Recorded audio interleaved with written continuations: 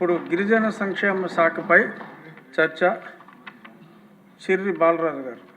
ధన్యవాదాలు అధ్యక్ష. ST sub plan demands మీద మాట్లాడడానికి అవకాశం ఇచ్చినటువంటి మినిస్టర్ గారికి, అలాగే సీఎం గారికి, డిప్యూటీ సీఎం గారికి ప్రత్యేక ధన్యవాదాలు అధ్యక్ష.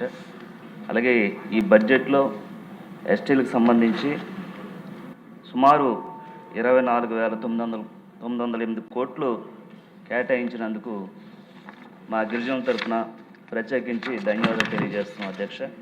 అలాగే 2025-26 గత ఏడాదిలో ఎస్టీలకు సంబంధించి 8,158 కోట్ల రూపాయలు కేటాయించి గిరిజనుల అభివృద్ధికి ఊపిరి పోశారు అధ్యక్ష.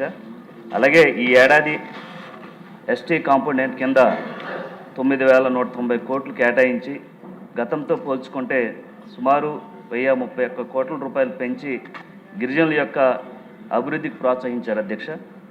అలాగే గత ప్రభుత్వంలో ఇళ్ల పట్టాల పేరుతో గిరిజనులు మోసం చేశారు అధ్యక్ష. కూటమి ప్రభుత్వం అధికారంలోకి వచ్చాక దళితుల అభ్యున్నతే ధ్యేయంగా మన కూటమి ప్రభుత్వం పనిచేస్తుంది అధ్యక్ష. అలాగే గిరిజనుల అభివృద్ధికి ప్రత్యేక నిధులు కేటాయించడం పాటు గిరిజన ప్రాంతాల్లో రోడ్లు, విద్యుత్తు, త్రాగునీరు, గృహాలు వంటి మౌలిక వసతులు మెరుగుపడుతున్నాయి అధ్యక్ష.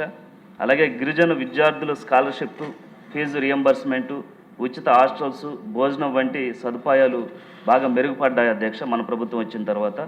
అలాగే ఏకలవ్య మోడల్ రెసిడెన్షియల్ స్కూల్స్ ద్వారాగా నాణ్యమైన ఉచిత విద్య, పోటీ పరీక్షల కోసం కోచింగ్ అవకాశాలు కూడా మన ప్రభుత్వంలో మెరుగుపడ్డాయి అధ్యక్ష.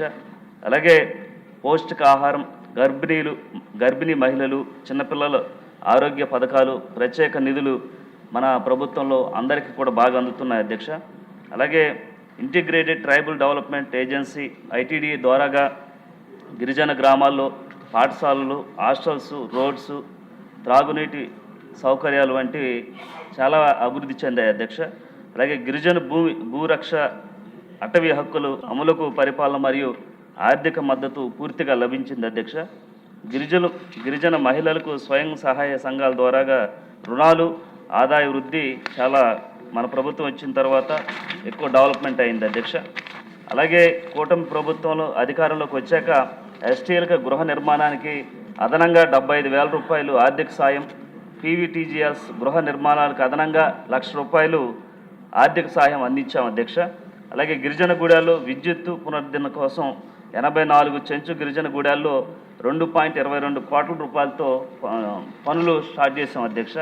అలాగే 3.45 కోట్ల రూపాయలతో BSNL టవర్స్ ప్రతి ఏజెన్సీ గ్రామాల్లో డెవలప్మెంట్ సిగ్నల్స్ కోసం ఈ BSNL టవర్స్ని ఏర్పాటు చేయడం జరిగింది అధ్యక్ష. అలాగే బాబు జగజ్జీవన్ రాయ్ పథకం క్రింద 200 యూనిట్లు ఉచిత కరెంటు గిరిజన గూడాలకి అందిస్తున్నాం అధ్యక్ష. అలాగే గిరిజన ప్రాంతాల్లో 1,005 కోట్ల రూపాయలు 1,069 కిలోమీటర్ల రోడ్లు మనం దిగ్విజయంగా పూర్తి చేసాం అధ్యక్ష.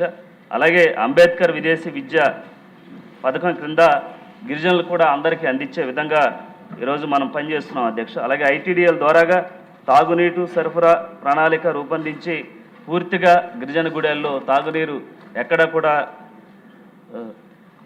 ప్రతి ఒక్కరికి, ప్రతి గుడేళ్ళకి అందించే విధంగా తాగునీరు ముందుకు తీసుకెళ్తున్నాం అధ్యక్ష. అలాగే ముఖ్యంగా ఈరోజు స్త్రీ శక్తి పథకం అరకు, పాడేరు వంటి గిరిజన గుడాల్లో కూడా ఈ ఉచిత బస్సును కూడా అమలు చేసాం అధ్యక్ష. అలాగే ఈరోజు మన NDA కూటమి వచ్చిన తర్వాత గిరిజన గూడాలకు సంబంధించి ప్రత్యేకించి ప్రతి గ్రామంలో రోడ్లు పోసే దిశగా మా ఉప ముఖ్యమంత్రి పవన్ కళ్యాణ్ గారి ఆదేశాలతో గ్రామాల్లో రోడ్లు పోసాం అధ్యక్ష.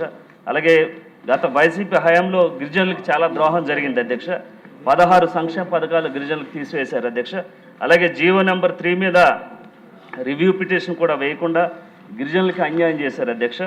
అలాగే గిరిజనులకు చెందినటువంటి 3.5 లక్షల ఎకరాలని ఈరోజు వారు గత ప్రభుత్వాలు స్వాధీనం చేసుకోవడం జరిగింది అధ్యక్ష. ఇలాగా గత ప్రభుత్వాలు గాలి వదిలేసినటువంటి గిరిజనులందరినీ కూడా ఈరోజు మన NDA కూటమి వచ్చిన తర్వాత మంచి బడ్జెట్తో అభివృద్ధికి ముందుకు తీసుకెళ్తున్నటువంటి ముఖ్యమంత్రి చంద్రబాబు నాయుడు గారికి, ఉప ముఖ్యమంత్రి పవన్ కళ్యాణ్ గారికి మా గిరిజనుల తరఫున ప్రత్యేకించి ధన్యవాదాలు తెలియజేస్తున్నాను అధ్యక్ష. అలాగే పల్నాడు జిల్లాలో బొల్లపల్లి మండలంలో ఎస్టీలు సుమారు 30,000 మంది ఉన్నారు అధ్యక్ష.